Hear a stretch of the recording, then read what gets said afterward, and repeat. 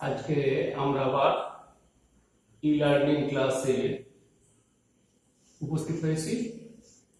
আশা করছি তোমরা প্রত্যেকেই ভালো আছো এবং ই লার্নিং ক্লাসগুলো সুন্দরভাবে দেখছো, যেটা তোমাদের কাজে লাগার কথা। তা আজকে আমরা পড়ার আগে বলি, আগের দিন আমরা পড়েছিলাম লম্ববৃত্তাকার সমূহ। তার আগের দিন পড়েছিলাম আমরা বৃত্তের স্পর্শক সংক্রান্ত উপপাদ্য। তা আজকে আমরা পরিবৃত্তি না করে আজকেও আমরা করব জ্যামিতি। জ্যামিতি কি করব না, জ্যামিতির চিত্রের একটা বৈশিষ্ট্যের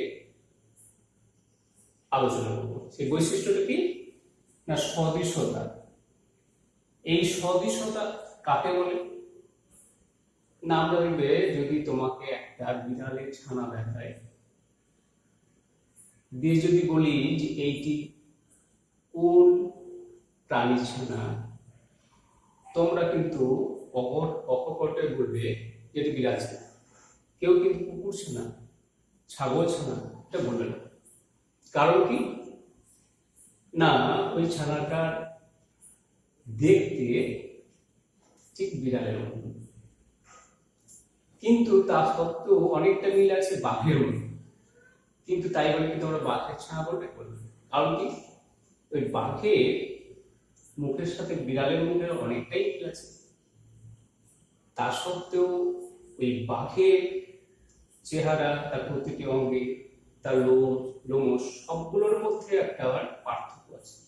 কাজে ওই ছানাটা যে মিল বাঘের সঙ্গে ঠিক আমরা পাবো না।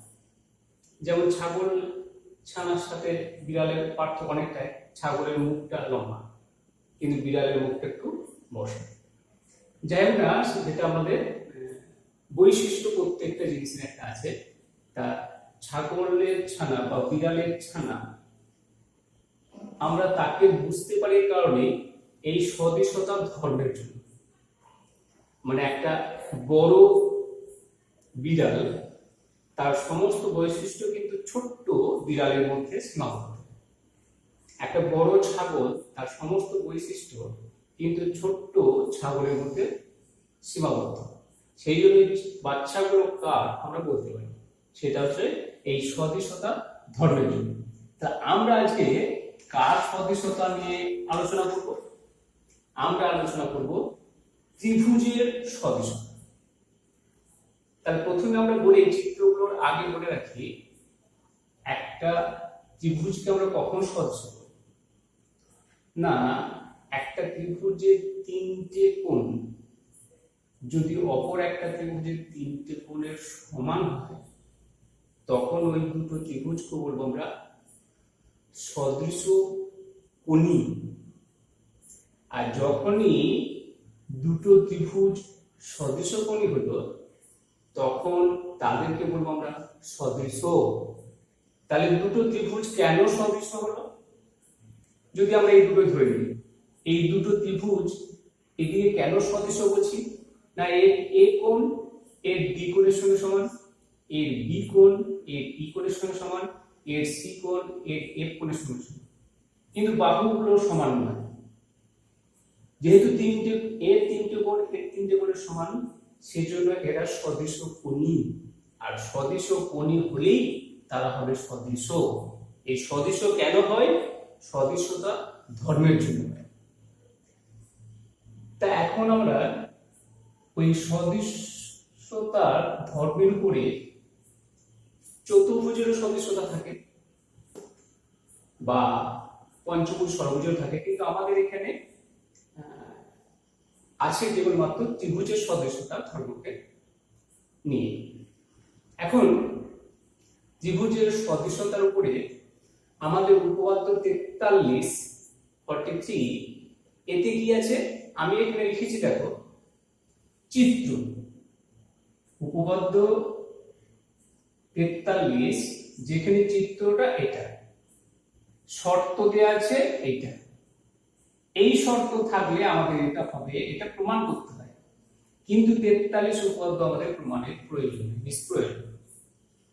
44 এর উপপাদ্যও এটা হলে এটা হবে, এটা আমাদের জেনে রাখলেই হবে, আমাদের প্রমাণের প্রয়োজন নেই। 45 এর ক্ষেত্রেও ঠিক তাই, এই দুটো চিত্রের এই শর্ত দেওয়া আছে, এটা প্রমাণ করতে হবে, কিন্তু আমাদের প্রমাণ করব না। সেজন্য আমি একটা চার্টের আকারে লিখেছি উপপাদ্য 43 থেকে 47, যেটার কোনো আমাদের প্রমাণ করতে হবে না, শুধুমাত্র আমাদের সিদ্ধান্তটা মাথায় রাখতে হবে। এই শর্ত থাকলে এটা হবে, এটা জেনে রাখবো, কারণ এটা আমাদের জ্যামিতির উপপাদ্যের যে প্রয়োগ সেগুলো করতে গেলে কাজে লাগে। যেমন বীজগণিতে a + b এর হোল কিউবের সূত্র আমরা ওটা প্রয়োগ করি, অনেক সময় কি করে এটা আমরা দেখি না, অনেক সময় বোঝার চেষ্টাও করি না, ঠিক এখানেও তাই।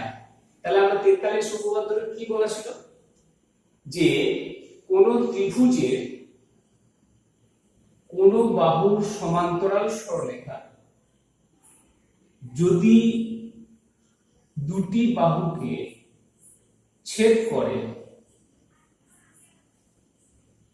তাহলে ছেদিতাংশ এডি আর বিডি এদের অনুপাত এই আর ইসি অনুপাতের সঙ্গে সমান হবে। এখন প্রশ্ন আছে যে আমরা বিসি সমান্তরাল সরলরেখা ডি এবি আর এসি কে ছেদ নাও করতে পারে, তাহলে কোথায় ছেদ করবে না এবি বর্ধিতাংশকে ডি বিন্দুতে আর এসি বর্ধিতাংশকে ই বিন্দুতে সাথে ছেদ করতে পারে।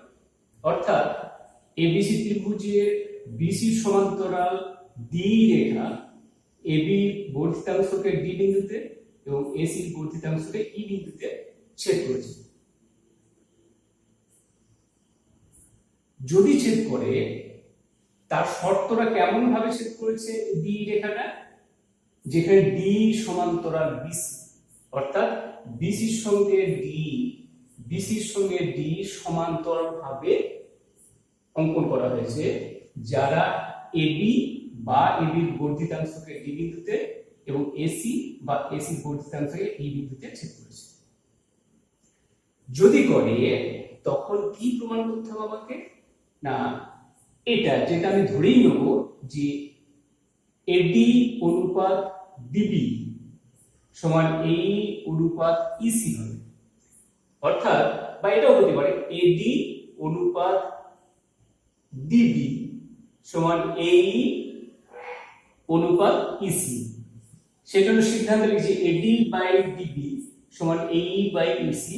এটা আমাদের মনে রাখতে হবে, উপপাদ্যটা প্রমাণ করতে হবে, এটা তোমাদের আগের সিলেবাসে ছিল, এটা প্রমাণ করতে হবে।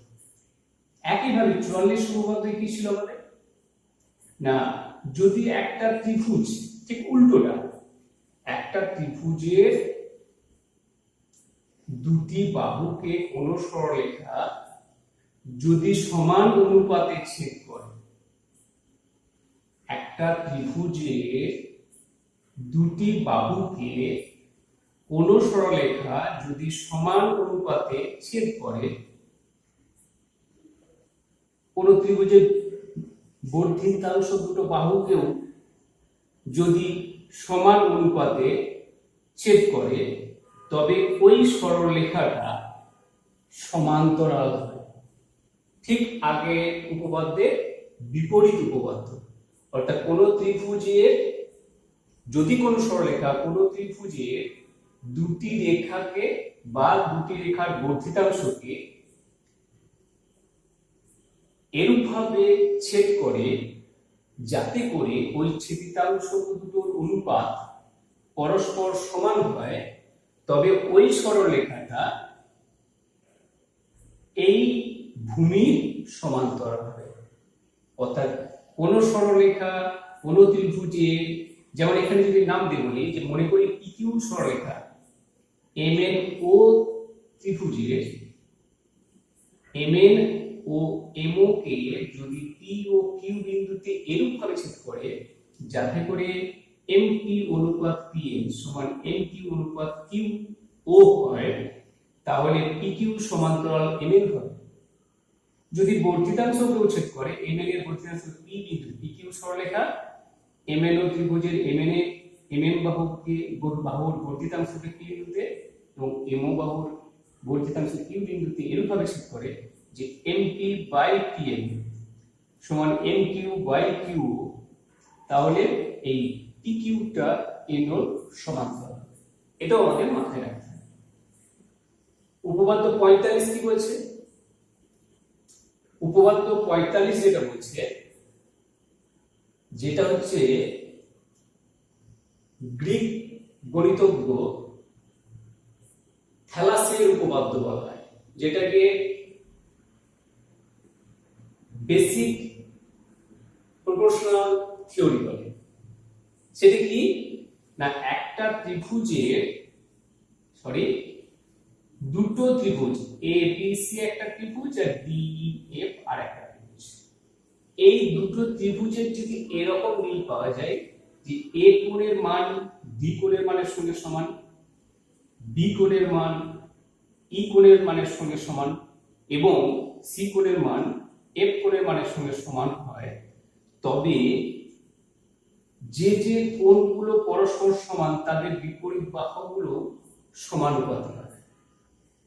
অর্থাৎ এ কোণ ডি কোণের সাথে সমান, বি কোণ ই কোণের সঙ্গে সমান এবং সি কোণ এফ কোণের সঙ্গে সমান হলে এ বি বাহু বাই ডি বাহু সমান হবে বিসি বাহু বাই এফ বাহু সমান হবে এসি বাহু বাই ডিএফ বাহু।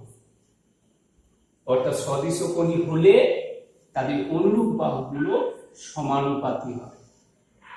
এটা আমাদের 45 উপপাদ্য ছিল, এটাও আমাদের প্রমাণ করতে হবে। 46 কি ছিল না, 46 ঠিক 45 এর বিপরীত উপপাদ্য।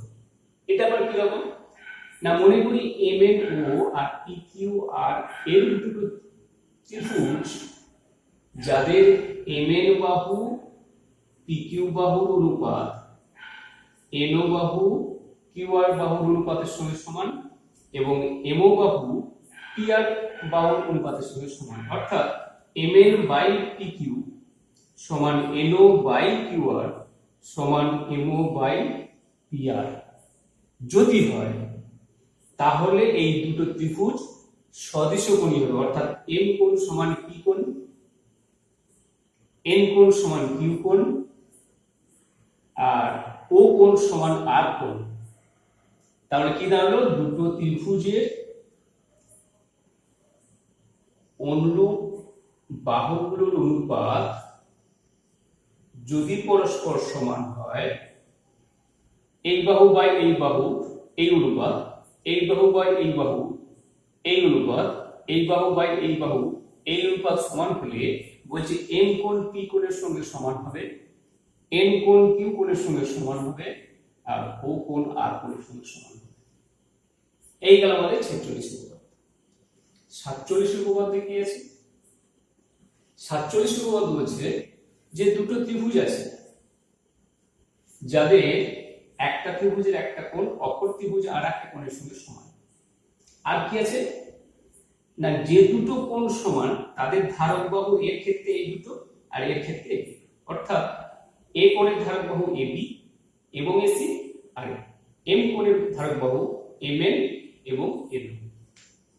তাহলে উপপাদ্য বলছে যে এবিসি ত্রিভুজ এবং এমএন ত্রিভুজ যদি এদের এ কোণ সমান এম কোণ হয় এবং এবি বাহু বাই এমএন বাহু সমান এসি বাহু বাই এমও বাহু হয়, তাহলে এই দুটো ত্রিভুজ সদৃশ কোণী হবে। প্রমাণ করতে বলা হয়েছে এই দুটো ত্রিভুজ সদৃশ হবে।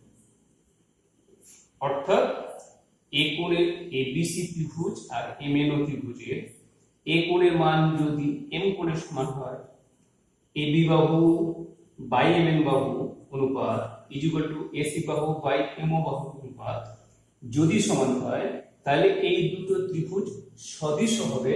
এটা প্রমাণ করতে, তার সদৃশ হতে গেলে আমরা প্রথমেই করতে হয় সদৃশ কোণী প্রমাণ করতে হয়।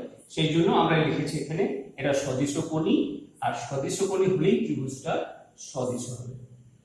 তাহলে এই আমাদের 5টা উপপাদ্য, এগুলো আমাদের প্রমাণের প্রয়োজন নেই, কিন্তু আমাদের এই শর্তে এগুলো হয়, এগুলো আমাদের মাথায় রাখতে হবে কেন এগুলোকে কাজে লাগিয়ে আমরা পরবর্তীকালে উপপাদ্য করব বা তাদের প্রয়োগ করব।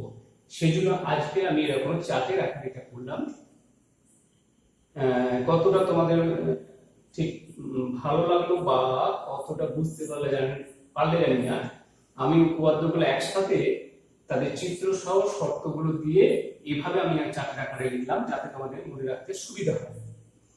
আজকে আমরা সদিশতার উপর এই যে 5টা উপপাদ্য যাদের শর্ত বিশেষে কি কি সিদ্ধান্ত পায় আমরা কি প্রমাণ করতে হবে বলা ছিল সেগুলো আমরা লিখেছি, এইগুলো রাখবো। পরে আমরা 48 উপপাদ্য, যেটা আমাদের খুব গুরুত্বপূর্ণ উপপাদ্য, যে একটা সমকোণী ত্রিভুজের সমকোণী বিন্দু থেকে অতিভুজের উপর লম্ব অঙ্কন করলে যে দুটো ত্রিভুজ উৎপন্ন হয়, প্রত্যেকটা ত্রিভুজ মূল ত্রিভুজের সঙ্গে সদৃশ এবং তারা নিজেরা পরস্পর সদৃশ, যেটা 48 উপপাদ্য আছে, এটা আমরা পরের দিনে করব।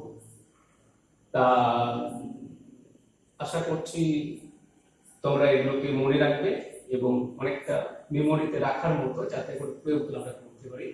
যাতে তোমরা ভালো থাকবে। এইগুলো আজকের ক্লাসটা আমি শেষ করলাম।